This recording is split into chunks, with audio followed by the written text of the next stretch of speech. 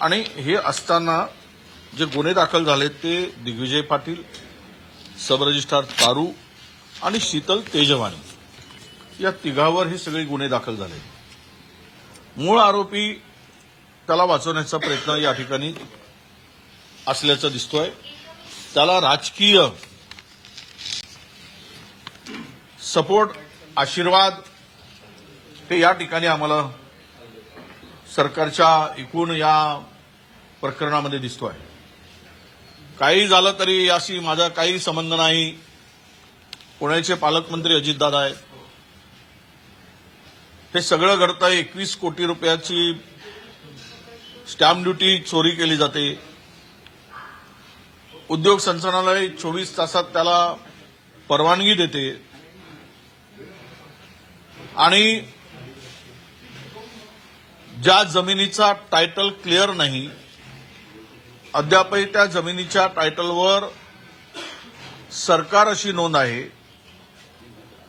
ती महार वतनाची जमीन आहे. गेली 25 वर्ष ते बिचारे दलित समाजाचे लोक लढाई लढतायत. ती जमीन मिळवण्यासाठी सातत्यानं प्रयत्न करतायत आणि 1800 कोटी रुपयाची जमिनीचा व्यवहार होतो. आणि खरंच अजितदादाला माहीत नसेल का, हा प्रश्न महाराष्ट्रातील जनतेला पडलेला आहे. एकूणच एक कहावत है कि राज्यसभा में न्याय न होगा, सच्चे को फांसी होगी, झूठा मौज उठाएगा. तर हा झूठ हे अशीच आत्ता चाललेली आहे. म्हणजे महायुतीचं सरकार म्हणजे आळीमिळी चुपीचोडी, आतापर्यंत माहिती नाही. तूही खा मीही खातो, तू मला वाचव मी तुला वाचवतो, हे सगळ्या राज्यामध्ये चोर चोर मौसेर भाऊ असा कारभार सुरू आहे. यामध्ये पार्थ पवार हे पार्टनर आहेत. त्यांच्यावर गुन्हा दाखल होण्याची अपेक्षा होती. हा एवढा मोठा घोटाळा झालाय आणि सरकारने तातडीनं ती जमीन मूळ मालकाच्या नावानं करावी. केवळ टॅक्स भरला नाही म्हणून ती जमीन गेली 50 वर्ष 274 त्याचे वारस लढत आहेत. महारवतनाच्या जमिनीची विल्हेवाट मोठ्या प्रमाणात लावली जात आहे. घोटाळ्यावर घोटाळे होत आहेत, कारवाई होत नाही. काल मी सांगितलं, महिला बाल कल्याणच्या स्मार्ट अंगणवाडी किट 40 कोटीचा टेंडर होता. त्या 40 कोटीच्या टेंडरमध्ये अंगणवाड्यांची यादी नव्हती. 40 कोटीचं किट सप्लाय झाले.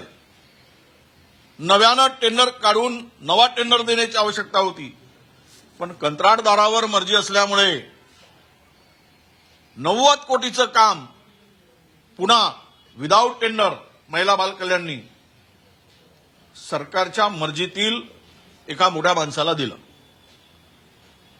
विना टेंडरनी. हे काय सुरू आहे राज्यात? पुढे आहेत मुख्यमंत्री, पुढे आहे सरकार. हे सगळं जे चाललेलं आहे याकडे पद्धतशीरपणे डोळेझाक चाललाय का, असा प्रश्न उपस्थित होतो. पार्थ पवार यांच्या नावावर 99% शेअर्स आहे अशी माहिती आहे. मिराडी म्हणतात त्यांच्या नावावर 1% शेअर्स. असं आहे, हा दिग्विजय पाटील याला एखाद्याला पॉवर आपण देतो बिहाफ ऑफ ओनर, त्याला ते दिलेली पॉवर आहे की तू जा माझ्यातर्फे सेलिट कर. आम मुक्तारनामा जे देतो ना आपण, अधिकार देतो की आम्हाला एखाद्या ओनरला जायला, काय धीरूभाई अंबानी आपला गौतम अदानी आणि राजेश अदानी जात नाहीत.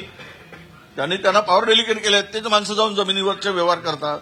तसंच या कंपनीच्या मालकांनी पार्थ पवारांनी त्याला पृथ्वीराज पाटील याला ते अधिकार दिले, ते जाऊन त्यांनी सेलिट केली. मूळ पैसा आला कुठून, कुणाचा आहे, कुणाची कंपनी आहे, हे कोणामुळे व्यवहार झालेत, म्हणजे त्याला सोडून द्यायचं.